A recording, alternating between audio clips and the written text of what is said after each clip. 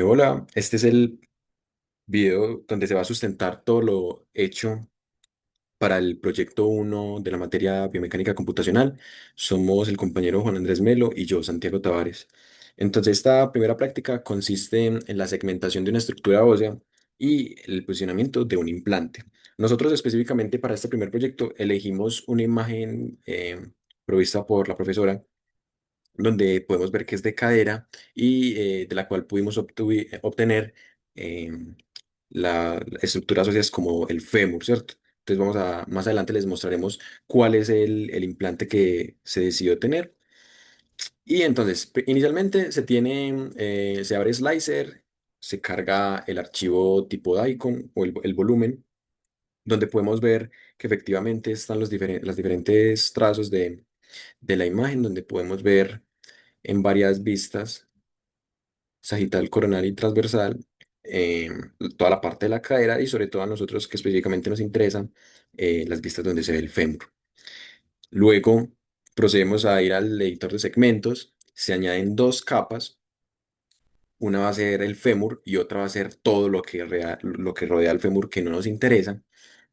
Mm, Se seleccionó un nivel de threshold que nos permita verificar o que nos permita como observar bien o marcar bien la parte ósea, ¿cierto? Como lo podemos ver en la imagen, se usó el threshold para enmascarar o use for masking y luego usando la herramienta Paint o el pincel, se procedió como a seleccionar en una sola capa o en un solo trazo qué parte corresponde al fémur en amarillo y qué parte corresponde al resto del cuerpo, ¿cierto? Después, con la herramienta Grow from Seeds o crecimiento por semillas, se procedió a hacer pues la segmentación teniendo en cuenta ya los colores que se habían enmarcado para el fémur y para el resto de la anatomía que no nos interesaba. Y ya después de haber hecho el Grow from Seeds, podemos ver cuáles son las partes que se pueden corregir. No todo se pudo corregir, digamos, aquí en Slicer, pero digamos que la herramienta Grow from Seeds nos da algo así. Acá podemos ver cómo él segmentó toda la parte que rodea al fémur, que fue lo que colocamos en verde como también el fémur. Entonces, aquí en la vista podemos esconder otra vez y vemos solamente las áreas en amarillo que corresponden al fémur, que en este caso es nuestra estructura de interés. Bueno, a partir de aquí se exporta la geometría en STL y se pasa a todo al procesamiento que se hace en Mesh Mixer.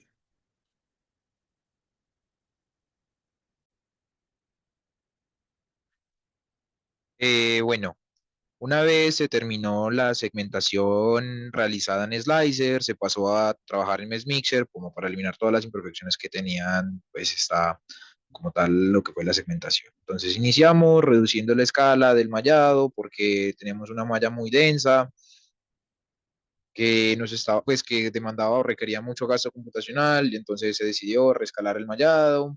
Para esto utilizamos como tal la herramienta de Remesh porque es un remallado más amigable, un poco más amigable que el Reduce. No requiere tanto gasto computacional y no tiene que recomponer como tal todo del objeto, entonces puedes hacer segmentadamente como se hizo con la herramienta Select. Entonces, inicialmente hicimos este reducido de malla para poder trabajar pues como de una manera más amigable con el PC y que todo fuera como un poco más fluido, porque conforme se iban pues utilizando varias herramientas, sabían que eran más fácil utilizarlas con la malla reducida, como lo es a futuro el inspector o el inspection para como ayudarnos a quitar o a reducir el ruido. Entonces, por facilidades de trabajo, nosotros decidimos mallar en 2 milímetros, como para no requerir, como para no exigirle tanto al computador y para hacer como un poquito más rápido el proceso como tal. Entonces, una vez seleccionado los 2 milímetros, se le da OK. ¿Cómo vemos lo del mallado? Entonces, con la tecla W podemos ver cómo ha cambiado una malla respecto a la otra malla. Entonces, esta técnica del remallado se realizó en toda la pieza. Posterior a ella, al remallado, lo que hicimos fue ir a la herramienta de análisis y con esta herramienta de inspector, él se demora un poquito, él realiza una inspección minuciosa sobre como todos los defectos que tiene como tal el elemento STL que estamos trabajando. Entonces, después o cuando termina de hacerlo, él, él empieza a inspeccionar para pues, detectar cuáles son todos los puntos. Es una herramienta como sumamente pesada, entonces se demora. Hay que tener paciencia en ese momento.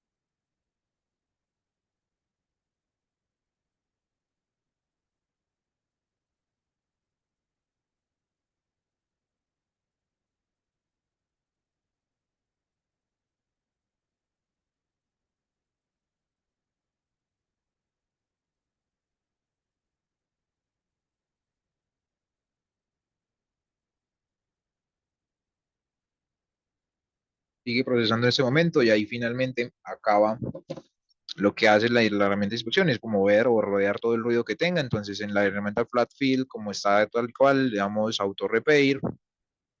Él comienza a tratar de eliminar todos los defectos que tiene. Si hay unos casos donde no los elimina, los desconecta de la estructura principal, entonces nos permite eliminarlos como mucho más fácilmente que si no estuvieran eliminados, porque ya son, pues ya no hacen parte de la malla principal, sino que ya son como elementos separados como tal de la malla. Entonces, él estaba tratando de reparar la mayor cantidad de defectos.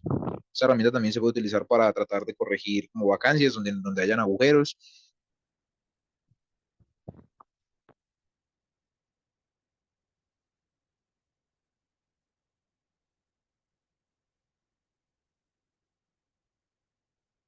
Ya, ahí terminó de reparar la mayor cantidad de defectos que pudo. Vemos que pues en algunos, por ejemplo en la zona de acá arriba sí quitó bastante, en la zona de abajo no tanto como quisiéramos. Entonces ya de aquí lo que sigue es un trabajo manual donde como en la herramienta Select hay que eliminar el resto de errores que tenemos acá. Entonces esa parte se hizo muy manualmente mediante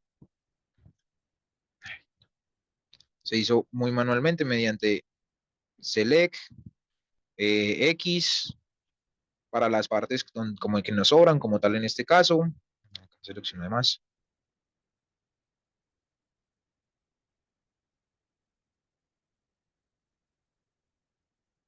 Entonces Select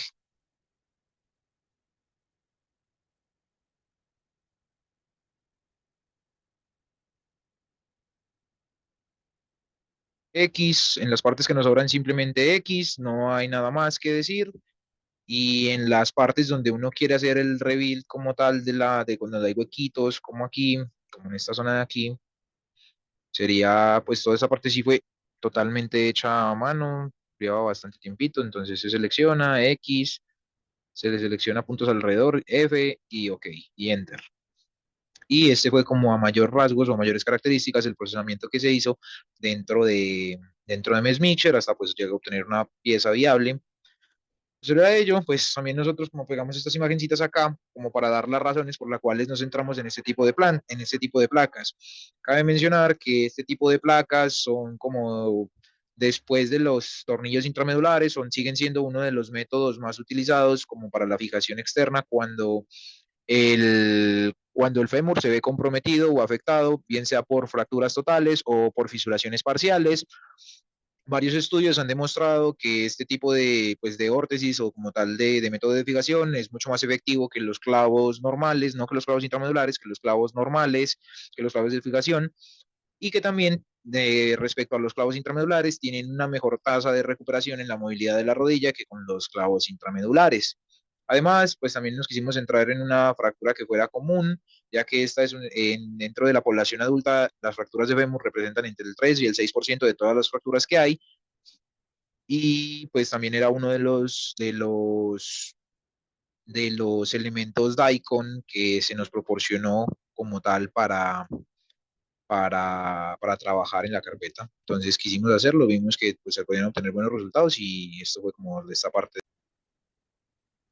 Bueno, ahora, antes de continuar a la parte de Fusion, donde podemos ver cuál es el procedimiento para agregar el implante, convertir las mallas en sólido, agregar los tornillos y toda esta parte, vamos a revisar que Slicer nos permite conocer el valor de la unidad de Hounsfield o Hounsfield Unit, HU, ¿cierto?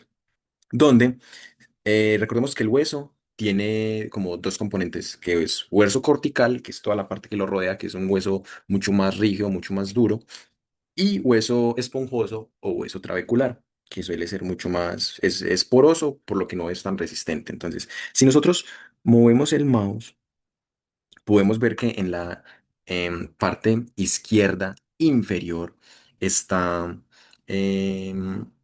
unas letras con unos numeritos con las coordenadas y al lado derecho del paréntesis se encuentra el valor de HU. Si nosotros empezamos a variar, podemos ver 1454, 1300, 1145, 1581. Si nos movemos a través de todo el hueso cortical, 1369, 1144, 1671, podemos ver que los valores por lo general van a estar por encima de 1100, 1200, llegando a valores como hasta 1700, 1800. Y estos son los valores que eventualmente utilizaremos en las ecuaciones para encontrar la densidad promedio y el módulo de Young, tanto para la parte cortical como para la trabecular. E igualmente podemos ver acá como en la parte trabecular, este valor es muy inferior, está muy por debajo, donde llega a valores como 52, 179, 89, 130, 143. Entonces son valores que son muy diferentes a los valores de HU del hueso cortical.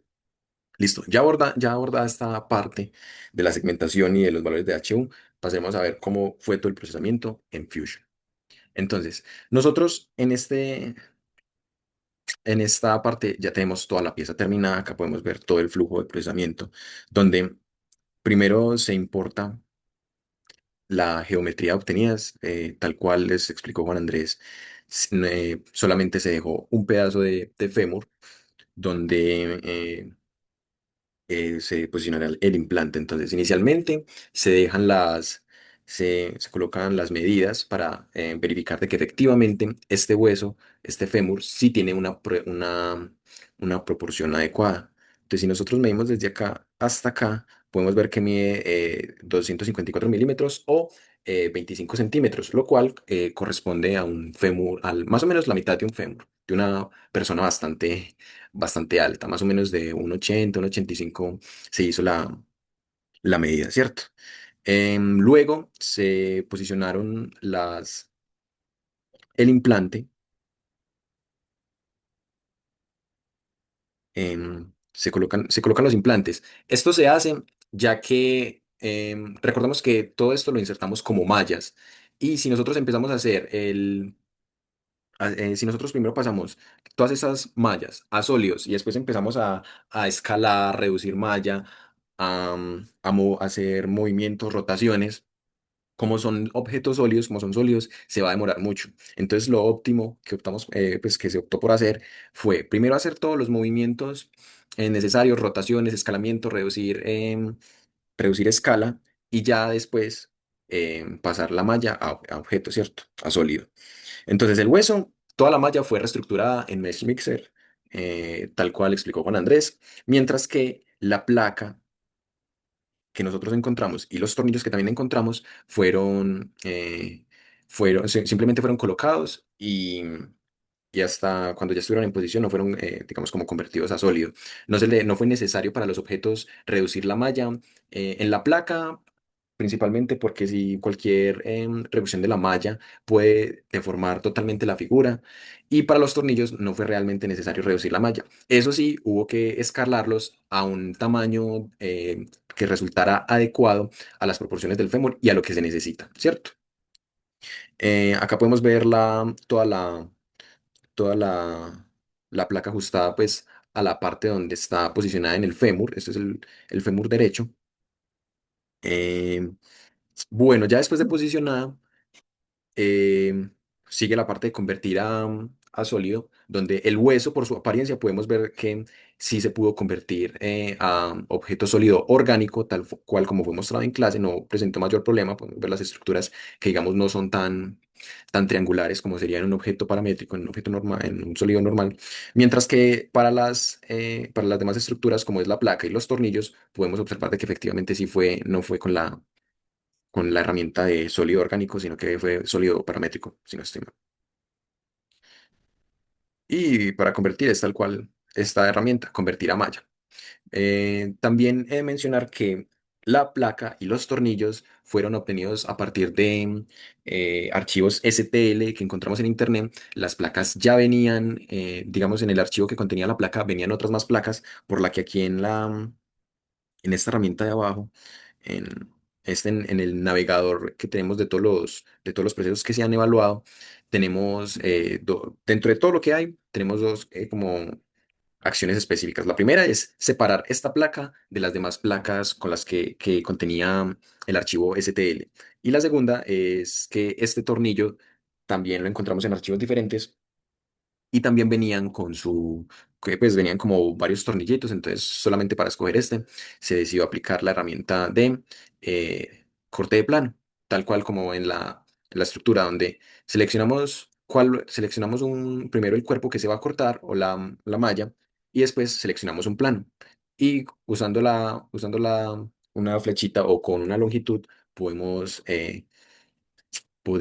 elegir hasta qué parte del plano, en ese plano, se va a cortar. ¿Cierto? Después se procede a pegar todo lo que corresponde de la placa y de los huesos, ajustando obviamente las longitudes de los tornillos para que entraran correctamente en la placa y también dentro del fémur. De hecho, em, bueno, una vez colocados, esto se hace tal cual como lo hicimos en clase, en la parte de sólido vamos a modificar, combinar. Primero se selecciona el sólido que se va a modificar, luego se selecciona la estructura con la que vamos a hacer esa modificación. En combinar se le puede seleccionar en esta parte de cortar y conservar ambas herramientas. Entonces, esto una vez todas las estructuras hayan sido convertidas en sólido, ¿cierto? Y acá de hecho podemos ver, si nosotros quitamos la visibilidad de los tornillos, podemos observar claramente, perdón,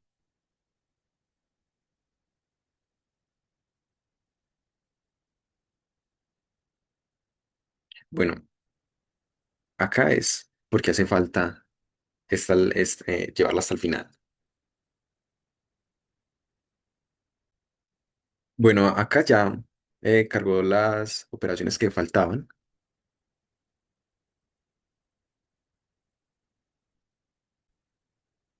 Pues podemos ver que ya están convertidos a objetos todas las mallas que había faltado por pasar por este punto. Entonces, si empezamos a retirar los tornillos y a quitar la visibilidad, se puede observar que efectivamente están los huecos de los tornillos. Ahí vemos los huecos en el fémur, ¿cierto? Bueno, este paso de cortar fue lo último que se hace.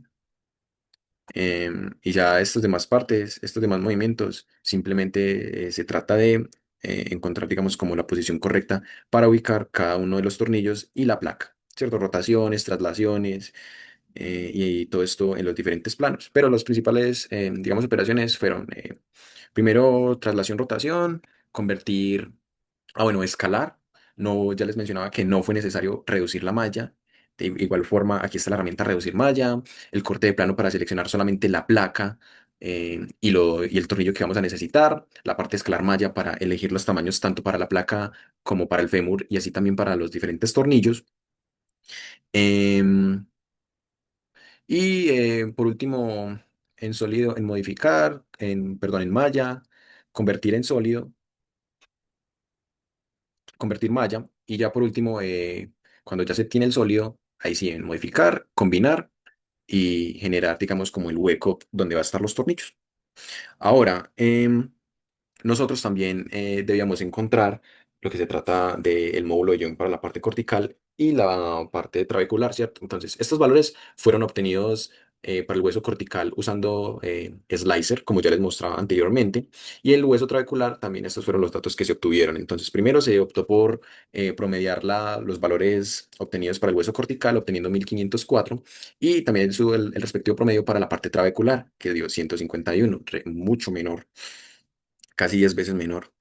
Entonces, si tomamos la densidad promedio, tal cual con la fórmula que está en uno de los PDFs en Teams, obtenemos una densidad promedio de 2,37, 2,37 para la parte cortical, ¿cierto? Y ahora, para allá del módulo de Young, se trata de hacer la operación de 3790 por esa densidad promedio elevado a la 1,56. Esto nos da un total de 14,6 gigapascales, lo cual se encuentra totalmente entre el rango de lo que normalmente debe ser el módulo de Young para lo que se conoce como el hueso cortical, ¿cierto? Después tenemos la densidad promedio trabecular para la parte trabecular que nos da 1,12, ¿cierto? Con esta densidad procedemos a encontrar lo que es el módulo de Young de la misma forma en que se encontró anteriormente, donde obtenemos un resultado de 4.579 megapascales o 4,6 gigapascales. Si bien vemos que es un resultado mucho menor al obtenido para el módulo de Young en la fase cortical, en la parte cortical, y esto es totalmente consecuente con la literatura, donde el módulo de Young para el hueso cortical se encuentra en valores entre los 17 y a los 20 gigapascales. A veces puede ser un poquito por debajo, puede ser un poquito por encima, pero vemos que no está tan alejado, digamos, de la literatura. Mientras que en el caso del módulo de Young para el hueso trabecular, tenemos 4,6 gigapascales, que si bien está algo por encima del, de la literatura normalmente dice que puede ir hasta los 2 gigapascales, pues tampoco se encuentra en un valor tan alejado o tan desfasado. 4,6 gigapascales sigue estando bastante cerca.